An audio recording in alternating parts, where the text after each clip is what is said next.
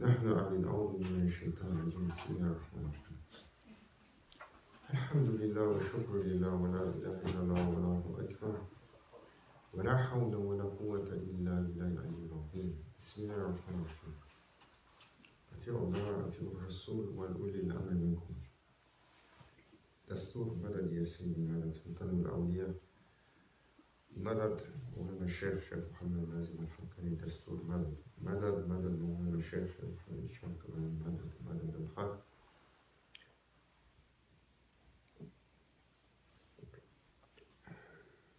louange à Allah Azzawajal qui nous a accordé d'être ensemble aujourd'hui pour le partage et pour le rappel sur le chemin de l'islam, sur l'héritage qui a été laissé par le prophète sallallahu alayhi wa sallam, l'islam à travers la myriade la plus belle de la création, le firmament de la magnificence d'Allah, Sahaba al-Kiram, que le prophète sallallahu alayhi wa sallam a comparé aux étoiles qui guident dans le ciel, Sahabitan Nujum. Il les a comparés à des étoiles. Et de leur héritage à travers les temps sur la parole, le partage de Ahlullah, des gens d'Allah, les gens de connaissance, Khasatan Aïmatil Arba'a, nos 4 grands imams. Qu'Allah Azzawajal accepte leur effort, sanctifie leurs secrets, ennoblisse leur station et leur accorde chaque grain de bénéfice que les générations ont porté après eux à suivre leur exemple. Et sur l'héritage de Awliya al-Kiram, Khasatan Sadatina Naqshbandiyoun, pour nous, sur l'héritage de Sayyidina Abu Bakr al-Sadiq, Sayyidina Salman al-Farsi, Qasim, Jafar, Tayfur, Abu Hassan, Abu Ali, Yusuf, Abu Abbas, Abdul Khalid, Arif, Mahmoud, Ali, Muhammad Baba Samasi, Sayyid Amir Khurrad, Hawaja Bahawalhin, Naqshband, Alauddin, Yaqub, Muhyiddin al-Ahrar, Muhammad Zahid, Dajish Muhammad, Khwajalan Keneki, Muhammad Bakir, Ahmad Farouk, Ahmad Masoum, Saifuddin, Muhammad Abdullah, Abdallah, Sheikh Khalid, Sheikh Ismail, Khas Muhammad, Sheikh Mohamed Effendi al-Rani, Sayyid Jamaluddin al-Gumik al-Hussein, Abu Ahmad Souri, Abu Muhammad Balani, Sheikh Sharafuddin Dagestani, Sheikh Abdullah Faizad Dagestani, Sheikh Mohamed Nazim al-Haqqani, Sheikh Khalid. Et Allah sait combien d'autres. Ça, c'est 40 noms parmi des millions.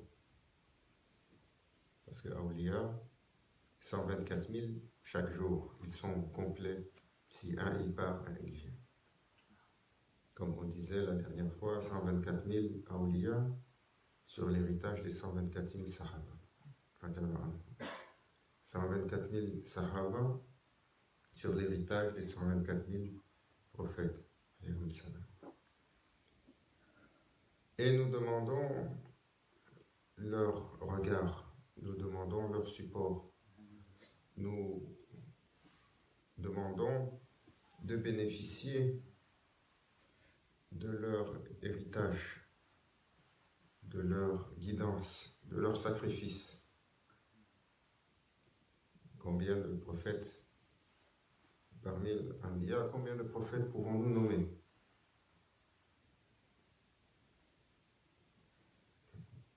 Peut-être une trentaine, peut-être une quarantaine, si on se réfère au Coran Karim, si on se réfère à l'histoire de Ahl al-Kitab, le Bani Israël, Et on peut monter un peu sur les noms, mais Allah connaît leur nombre. Allah connaît leur Allah Azzawajal, il connaît leur station et leur réalité. Et nous demandons que la salutation leur soit accordée et que leur regard se pose pour nous. Les décrets salihin tanzil rahma. Toujours Maulana Cheikh, il disait, from the mention of holy ones, blessing comes, descends divine rahma. So we are thankful to be together for a glimpse of a moment to share on this way of Ahlullah, pour essayer de suivre leur exemple, essayer de les imiter, parce que l'humain, il a besoin d'imiter, il a besoin d'accompagner. Comme on rappelle, les compagnons, ils ont été sanctifiés, illuminés, élevés, parfaits. Ils ont été ennoblis par un compagnonnage.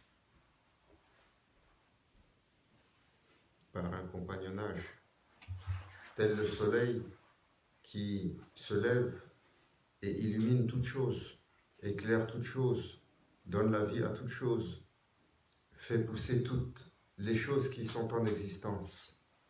Le prophète sallallahu alayhi wa sallam, Allah Azzawajal l'a dévoilé. Il a illuminé ce monde d'une lumière incommensurable. Il a déversé la lumière de la noblesse, la lumière de la guidance, la lumière de la perfection, la lumière de la connaissance, la lumière de la sagesse, la lumière de la justice, la lumière de la miséricorde. Et Allah sait quels autres océans l'arrivée du prophète sallallahu alayhi wa sallam a manifesté sur ce monde. Et dans ce compagnonnage-là, alors ils l'ont vu, ils l'ont accompagné, ils ont été imprégnés de quelque chose qui émanait de lui, une réalité. Et certains compagnons, ils ont vu le prophète sallallahu alayhi wa sallam une fois.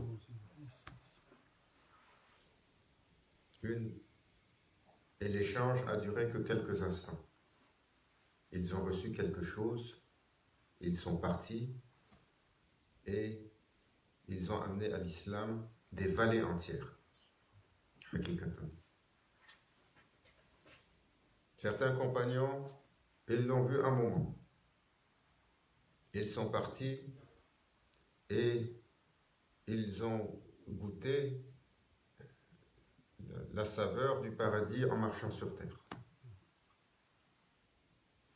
Certains compagnons, ils l'ont vu une fois, ce qui les a habités comme lumière, ça a accordé la guidance, la protection à des contrées entières, des pays entiers, de par le secret qui était porté dans leur poitrine et qui, dans l'anonymat,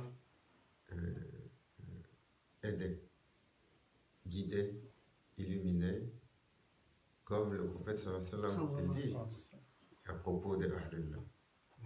Quand il dit Rijalallah, Madadi ya Rijalallah, Madadi ya Rijalallah, Shaykh Abdul Qadir, ils disent Sadatina al-Rifai, quand ils font la litanie sur leur dhikr, et ils appellent Sayyidina Cheikh Ahmed Rifai, et ils appellent Sayyidina Cheikh Abdul Qadir Jilani, ils appellent Sayyidina Cheikh Ibrahim Dussoki.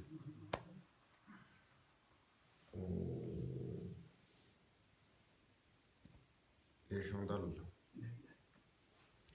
Un, il est assez. Un. Pour prendre le royaume du shaitan et le faire tomber. fois, Sayyidina Ali,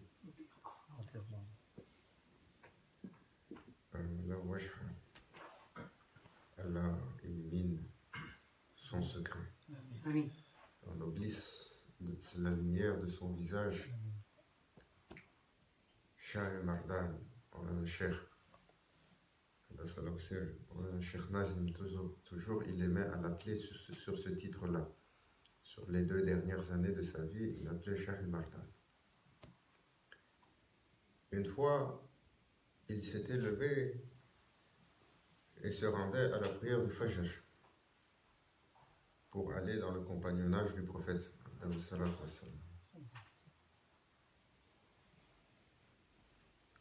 Et alors qu'il marchait dans les rues étroites de la ville, il est tombé sur une vieille personne qui avait l'apparence d'Aïf, faible, et qui marchait tout doucement, et qui prenait son temps. Alors, dans le respect de la bienséance, il l'a suivi tout doucement, sans vouloir le passer ou le bousculer, comme dans les villes anciennes, Médine, les ruelles sont étroites. Et alors, il marchait tout doucement, il n'arrivait pas à avancer plus vite, jusqu'à ce qu'il arrive à la porte pour la prière avec le prophète sallallahu alayhi wa sallam. Et quand il est arrivé, juste, il a entendu « Assalamu alaykum wa rahmatullah, Assalamu alaykum wa rahmatullah ». Il venait de passer du temps à marcher derrière quelqu'un qui lui avait fait perdre beaucoup de temps. Tout de suite, il a compris. Et il l'a sauté dessus, il l'a attrapé. Et la vieille personne, Saïd Billah, c'était Shaitan,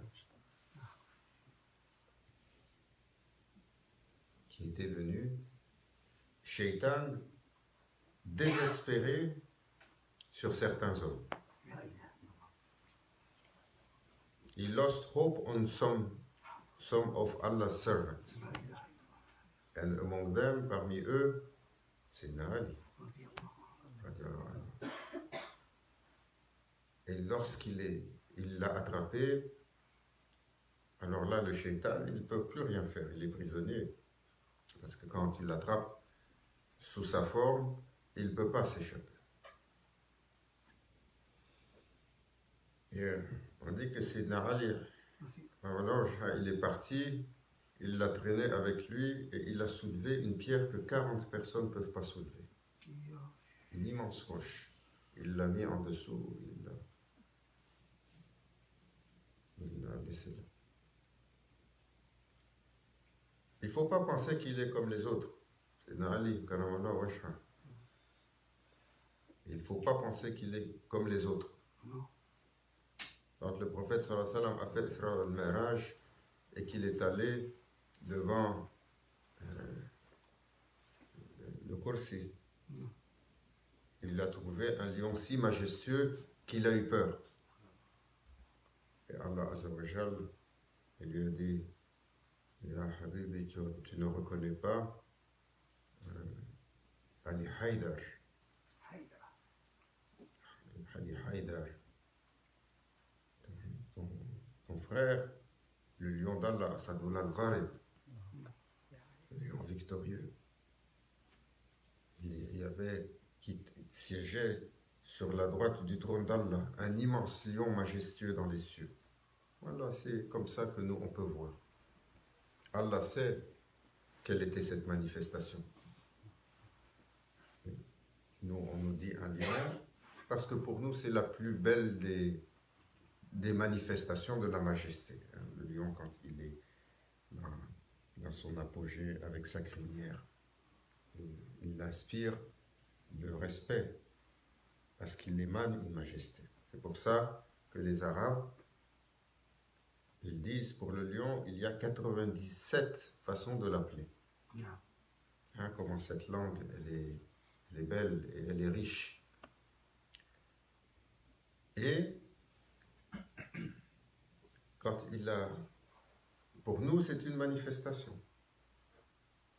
Peut-être on aurait dit dans d'autres temps, un immense dragon. Parce que le dragon, il a... Et il ne faut pas se tromper. Et dans sa symbolique, il y a plusieurs choses. Dans sa symbolique, souvent on pense que le dragon c'est quelque chose de méchant, de maléfique. Non. Dans sa symbolique absolue, le dragon c'est le symbole ultime de puissance. C'est la créature la plus puissante qui soit manifestée. Hein? C'est pour ça que dans toutes les mythologies, on parle de cette créature puissante qui fait trembler la terre, qui est capable de voler, qui crache le feu, qui peut anéantir. Où est-ce que vous retrouvez des dragons en islam? Hein? Sur les épées. Non. Sur quelles épées? Non. Sur le safe de Hadrat Rasoul sallallahu. On dit handle, you see 2 heads of dragons there. Il y a sur son sabre 2 têtes de dragon. Et ce n'est pas seulement sur celle du prophète sallallahu, vous trouvez également sur celle de Sayyidina Omar, ou celle de Sayyidina Osman ibn Affan. Toujours, ils nous disent, il ne faut pas représenter, ils nous cassent la tête avec leurs idoles, les idoles qu'ils ont dans la tête. Et pourquoi ils ont mis sur le sabre du prophète sallallahu alayhi wa sallam une tête de dragon? Pourquoi parfois même dans les lames, chez les compagnons, on voyait le dragon qui est gravé? Même dans la lame. Peut-être, pour nous, c'était un lion majestueux, parce que c'est un symbole de majesté. Peut-être dans ce temps, tout le monde ne parlait pas encore de dragon. C'était les histoires dans la mythologie européenne, dans la mythologie asiatique. Les histoires vraies.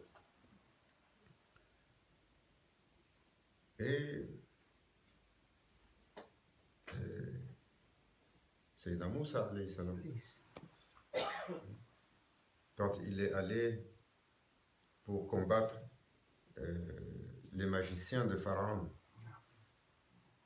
quand ils ont fait leurs illusions, ils ont sorti toutes sortes de créatures pour lui faire peur. Et quand il a pris son bâton sous le commandement d'Allah Azza wa Jal et qu'il l'a lancé, on dit que le bâton s'est dressé et on dit que c'est un dragon qui est sorti plus grand que le firmament des cieux et il a avalé tout ce qu'ils avaient fait apparaître. Et c'est là qu'ils ont baissé la tête. Dans d'autres traditions, on dit un immense serpent. Et donc, il ne faut pas se tromper pour penser qu'ils sont tous comme nous. Dans notre physicalité, oui. Dans leur réalité, c'est autre chose.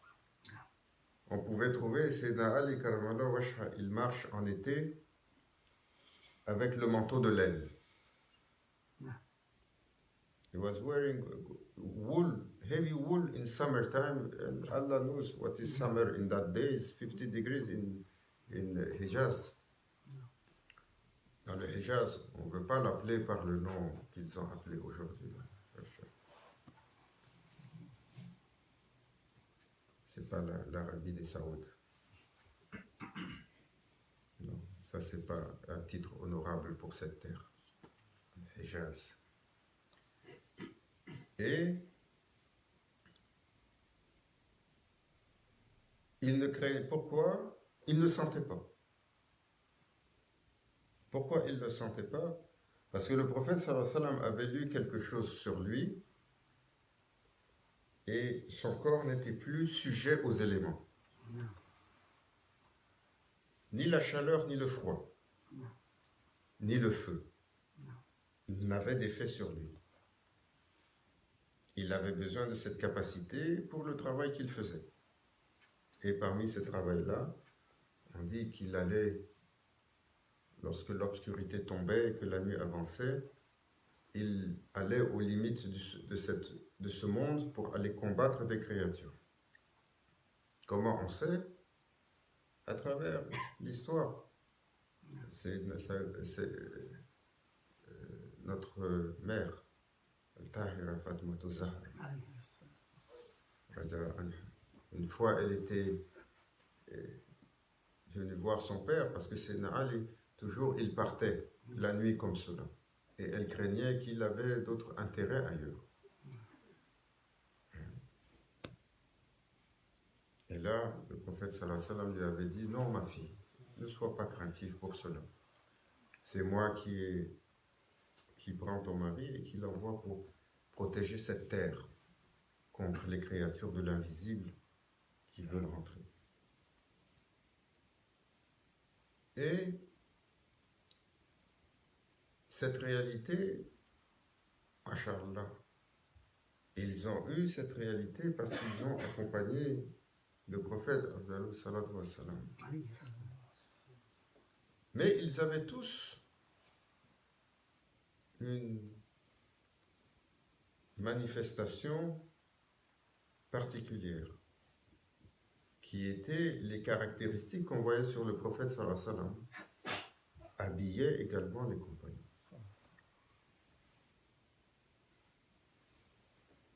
Ils étaient connaissants. Connaissants, ça ne veut pas dire que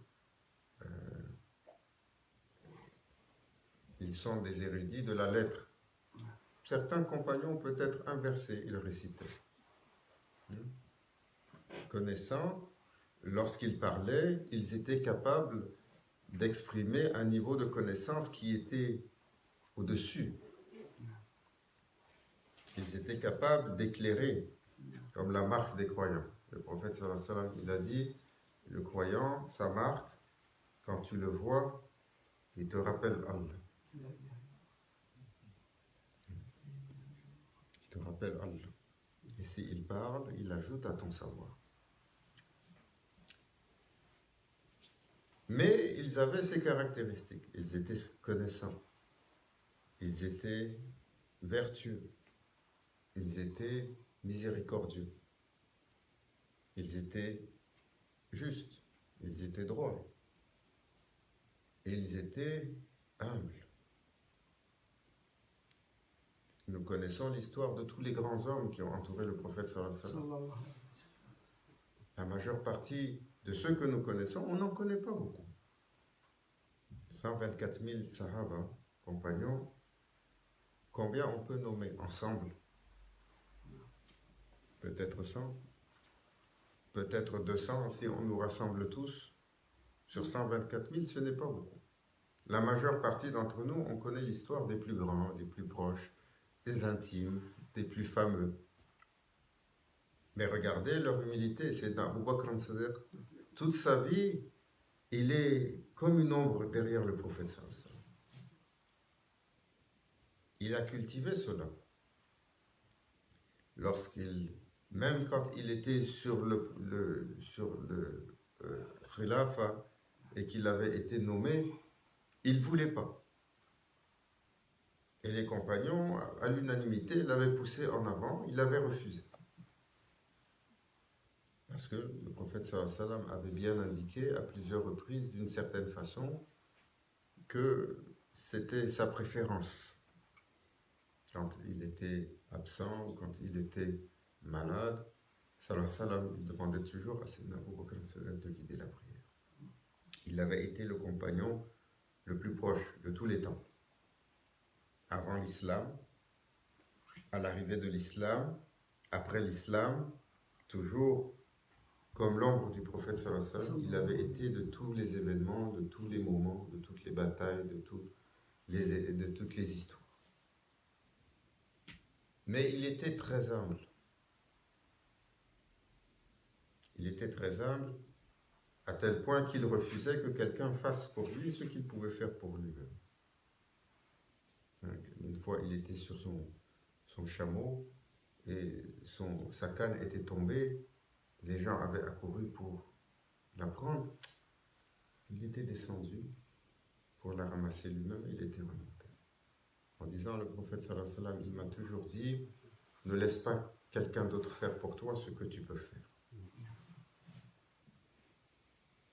Pour cultiver son humilité, il avait gardé dans sa bouche pendant 7 années une pierre, pour garder le silence et écouter. On peut, pour certains d'entre nous, on peut essayer de faire l'exercice. 7 minutes. Bon, comme un volcan. Vous avez la cocotte minute, quand vous la fermez et qu'elle est sous pression, elle veut sortir. Après 7 minutes, si on enlève la pierre, peut-être on va parler 7 heures d'affilée pour se remettre de nos émotions, de s'être tu un peu. Regardez, c'est Nahum, même chose. Il autorisait quiconque à venir lui dire tu as tort. Et il se disait à lui-même tu as tort. On nous racontait une histoire tout à l'heure à propos de lui, alors qu'il était dans le khutbah. Il s'est adressé lui-même. Il a dit tu as oublié quand tu étais en train de courir après les moutons. Et les gens lui ont dit ya Omar, comment tu parles et tu te rabaisses comme ça? Il dit parce que à l'intérieur j'ai entendu la petite voix. Je suis là en train d'adresser le Nafs, il était content, tu es Amir al-Mu'minin. Dès que j'ai entendu la voix, pour me rabaisser le caquet, il faut que je lui rappelle qui il est. Et quand la même personne racontait l'histoire de l'imam Ghazali. Le fameux imam Ghazali, qui a été la référence et la sommité des ulémas. Il était à la tête de tous les ulémas, tellement Allah Azza wa Jal avait donné sur lui comme une fontaine. Et de cette sommité, il a compris qu'il avait le kibr. Et Allah Azza wa Jal, il a juré qu'aucun serviteur ne rentrerait au Jannah avec un zahra de kibr, avec un atome de fierté, de cette arrogance shaitani. Et quand il se regardait intérieurement, il a tout quitté. Dans son histoire, il a tout quitté. Il est allé servir les gens de façon anonyme. Il est devenu serviteur d'une place d'adoration à l'autre. Il s'occupait souvent des toilettes. Lui, le grand imam de Bagdad. 10 années.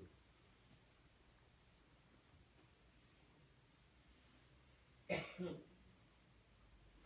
pour ça, c'est Omar, quand il avait été lors de la conquête de Jérusalem pour prendre les clés de la ville, il était parti avec un serviteur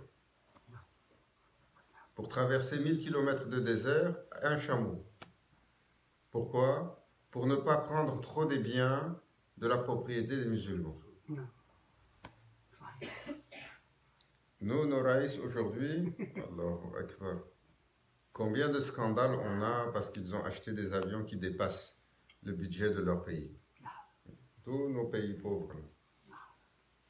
Combien de motards il faut pour accompagner le cortège? Combien de protocoles il faut s'il n'est pas rempli?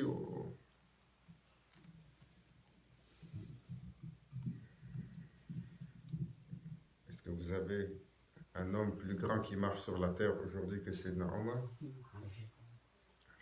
Jamais. À propos de lui, le prophète sallallahu alayhi wa sallam a dit, s'il y avait un prophète après moi, c'est Omar. Mais quand il avait été un chameau, un serviteur, tantôt Sayyidina Omar est sur le chameau, tantôt c'est lui, et il marche. Quand ils sont rentrés à Jérusalem, Sayyidina Omar, il lui a dit, le serviteur lui a dit, Ya Amir al-Mu'minin, il faut que vous alliez sur le chameau, on va rencontrer les dignitaires. Il a dit non, maintenant c'est ton tour, reste là. Quand les patriarches sont venus pour le recevoir avec le cérémonial, ils ont adressé l'homme sur le chameau. Quand ils ont fini, il a dit c'est lui, le commandeur des croyants.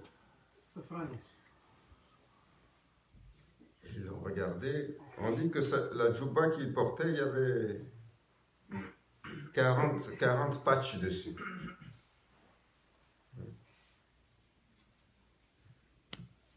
Ils l'ont regardé, il a dit c'est lui. Il a dit, on comprend maintenant pourquoi il a eu toutes ces victoires. Et ça continue comme ça. C'est dans Osman ibn Affan. Le prophète sallallahu alayhi wa sallam a parlé de son extrême décence.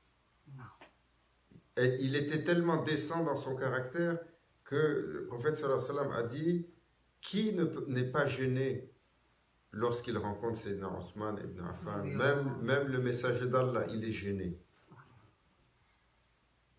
Jamais sur sa bouche n'a été une prétention.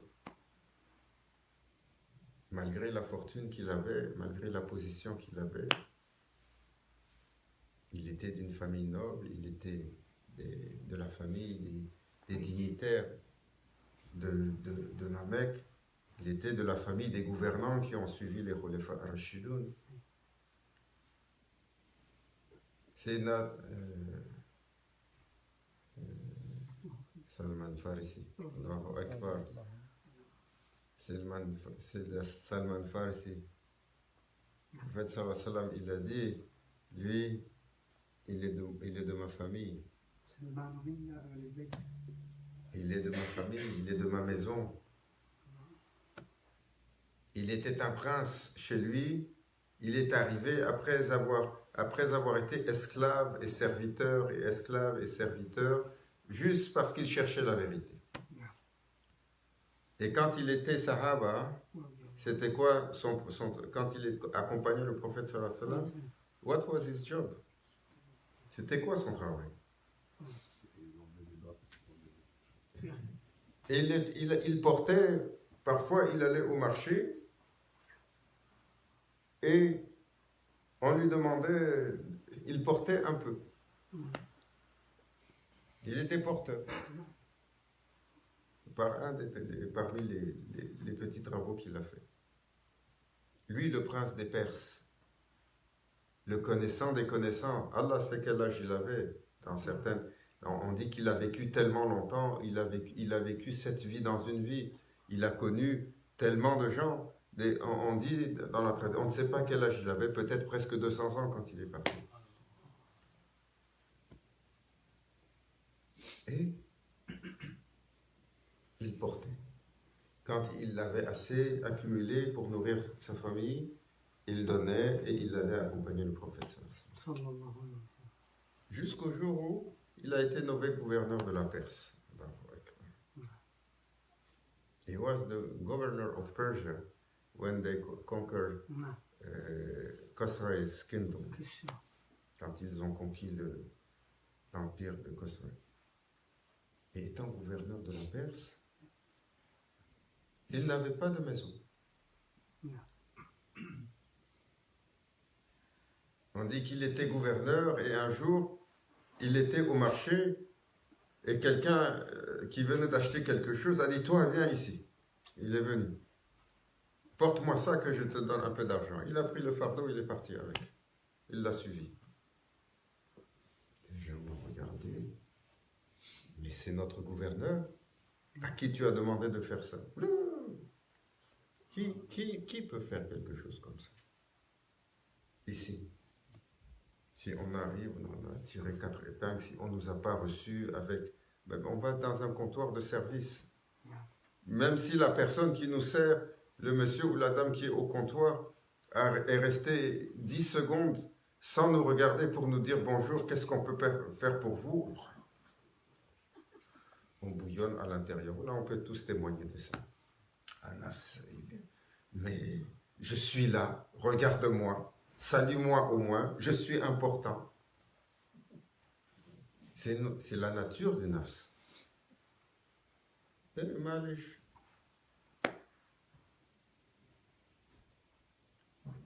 Et Quand il avait été nommé gouverneur, on dit il dormait. La nuit, il était toujours en prière. Et le matin, il dormait sous un arbre, entre le Ishraq, le lever du soleil, quelques heures avant Salat al-Duha, la sunna, un peu avant le jour. Il dormait quelques heures, sous un arbre. On dit de lui que quand le soleil se déplaçait, il arrivait au soleil, il déplaçait un peu son espace pour rester à l'ombre. Sur son lit de mort, Sayyidina Salman al-Farisi, il pleurait à chaudes larmes. On dit, Salman, oh notre maître, pourquoi pleurez-vous comme ça? Il a dit, qu'est-ce que je vais répondre à mon Seigneur? Que moi, qui a été créé pour son service, je suis venu dans ce monde et j'ai accumulé tant de richesses. Tout ce qu'il possédait, ça tenait sur la moitié d'un tapis de prière. Et il ne savait pas comment il allait répondre pour ça.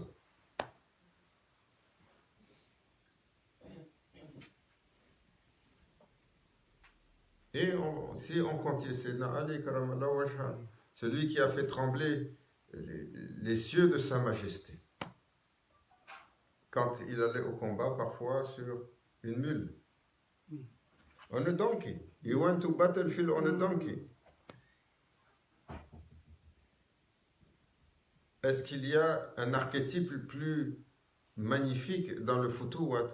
In the chivalry, no. he is the archetype of chivalry. He is the greatest of all the greatest warriors. He had an ability that none had, no. A strength that none had. Sayyidina Khalid ibn Walid was able to fight humans. Sayyidina Ali Karamallah Wajha, he was fighting creatures from the unseen to the limit of this world. And he will go to the battlefield on a donkey. Et Sayyidina Khalid ibn Walid, celui qui a été le vainqueur de toutes les batailles, celui qui a défait 1000 cavaliers. Il a défait un combattant de l'armée de Khosrow. Perse, on disait que c'était un géant si fort, si immense qu'il le surnommait 1000 cavaliers. Il avait la force de 1000 hommes, il disait. Quand Sayyidina Khalid ibn Walid, il a entendu qu'il y a cet homme qui est si fort, qui est dans l'armée, qui le terrorise, il a pris un vœu devant son Seigneur. Il a dit, par Allah, s'il n'est pas terrassé, je ne mange pas. Et il l'a cherché pour le combattre 3 jours et 3 nuits. 3 jours durant, il n'a pas mangé. Parce qu'il ne le trouvait pas. Et quand il est venu pour le combattre, il a un combat au sabre. Et ils se sont avancés pour s'affronter.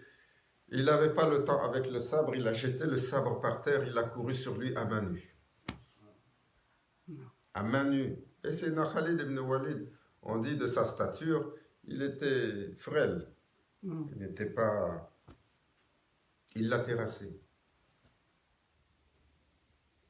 Une journée, il avait fait, pour gagner entre 2 batailles, il avait chevauché 5 jours et 5 nuits sans s'arrêter. Quand il était aux commandes des armées du prophète sallallahu alayhi wa sallam, et qu'il était un tacticien hors pair. Et pour l'une de leurs capacités, c'était qu'ils étaient des armées rapides et mobiles. Et pour pouvoir couvrir 2 fronts, il avait parcouru entre 2 batailles 5 jours, 5 nuits. On a quelques personnes qui ont fait le cheval ici. Tu étais sur le cheval pendant 1 heure de temps, ça prend 1 semaine pour se remettre. Tellement tu as mal partout. Si tu as voyagé à cheval, même si tu as l'habitude de voyager à cheval, c'est tellement demandant pour le corps, de Allah Azza wa Jal, il a exempté le serviteur de Sawm sur le voyage. C'est demandant. 5 jours, 5 nuits sans s'arrêter. Quelle force ils avaient. Comme vous et comme moi. Ceux qui ont jeûné, ils n'avaient pas à manger, ils prenaient un verre d'eau et ils jeûnaient encore. Et regardez, c'est Khalid ibn Walid. De cette grandeur, de cette magnificence, Allah Azza wa Jal lui a accordé le combattant des combattants. Quand le prophète sallallahu alayhi wa sallam est parti et que Sayyidina Omar est arrivé aux commandes, il lui a dit, maintenant tu dois laisser la gouvernance de mes armées pour Saria. Lui qui avait été de toutes les batailles, il les avait toutes gagnées. Il n'en a jamais perdu une. Il devait laisser la place. Saria, il avait quel âge? Il n'avait même pas 18 ans.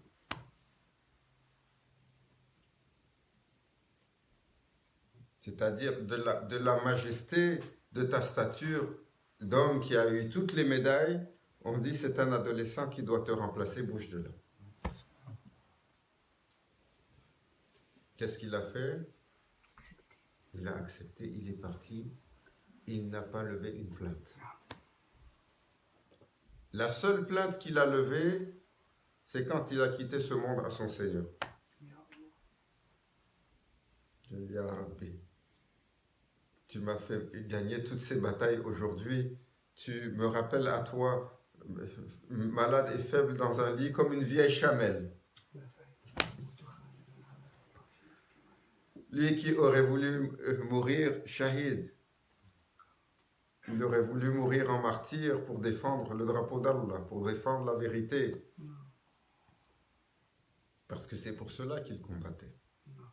Pas comme nos armées d'aujourd'hui, étranges, quand on regarde tout ce qu'ils font, relatif. Les gens d'Allah, des exemples, mais ils avaient le manteau de l'humilité, ce qui est tellement difficile à avoir pour nous. Alors il faut que l'on soit à mesure d'essayer de les imiter. Et pour essayer de les imiter, il faut abaisser notre prétention. Il faut accepter de se remettre en question. Il faut accepter la critique. Il faut se penser, comme il disait Sayyidina Abu Yazid Bistami, il faut accepter que l'autre, peut-être, il est mieux que toi.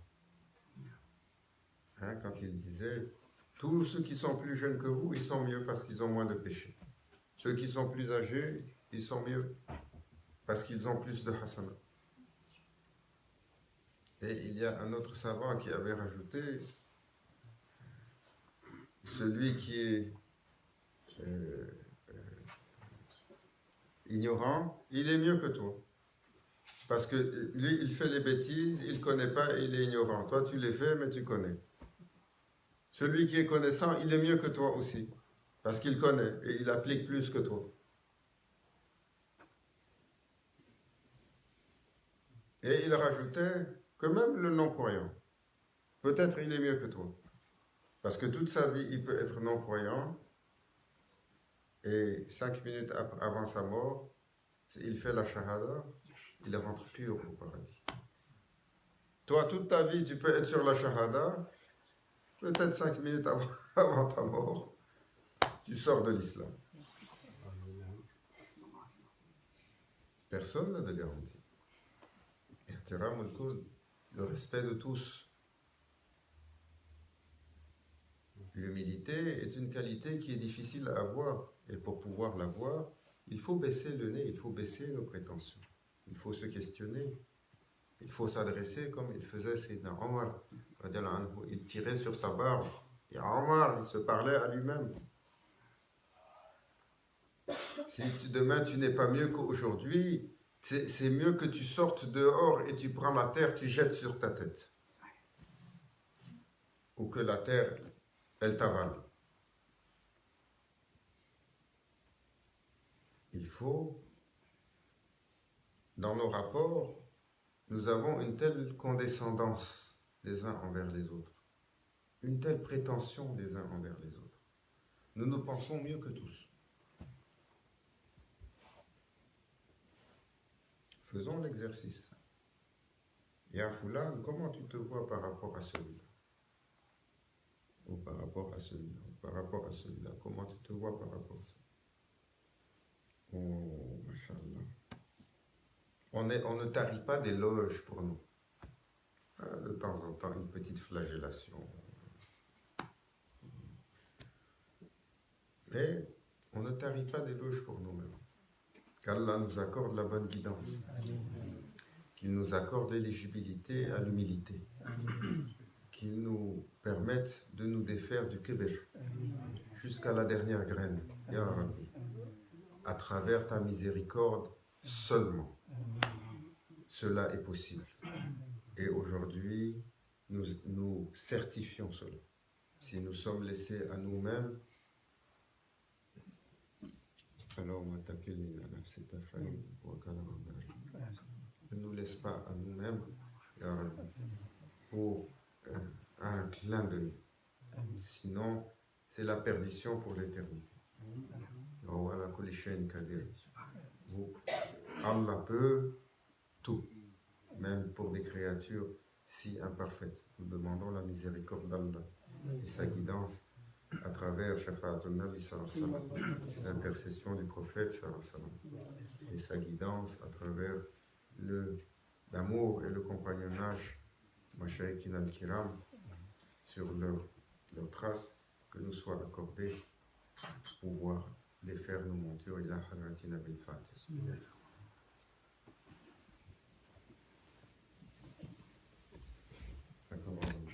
Ashhadu an la